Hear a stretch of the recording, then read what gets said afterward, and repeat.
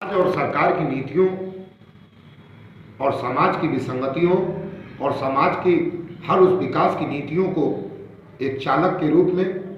सदैव राष्ट्र के कोने कोने पर राष्ट्रवासियों के विकास के लिए विश्वास से एक चालक समाज में चल रहा है। बड़ी विडंबना के साथ और बड़े उल्लास के साथ भी ये कहना पड़ता है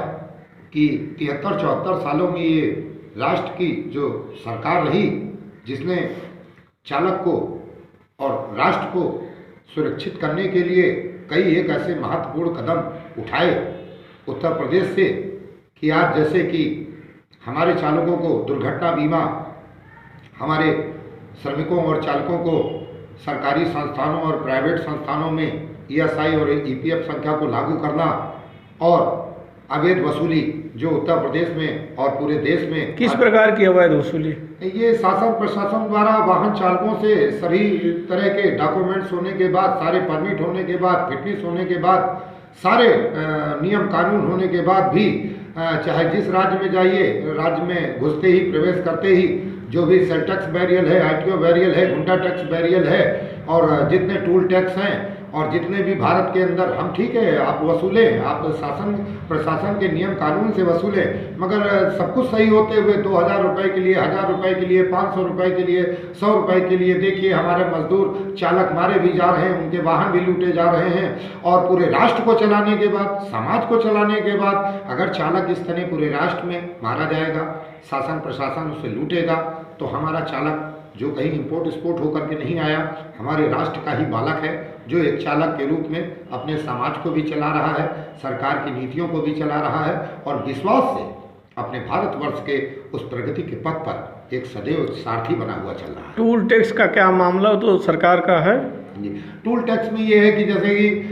टूल टैक्स के ऊपर जो जिनको ठेके दिए जाते हैं उनके ठेकेदारों द्वारा और वहाँ पर अवैध वसूली के लिए शासन प्रशासन भी उनसे मिला रहता है, क्योंकि चंद पैसा सभी को चाहिए मगर मेहनत का नहीं, हराम का। इसीलिए हराम के लिए वो हराम का काम भी करते हैं चालकों। और मुझे बताने की जरूरत नहीं, आपके मीडिया के माध्यम से समस्त राष्ट्र के 29 प्रांतों में चालकों पर होने वाली आपदा, दयनीय स्थिति और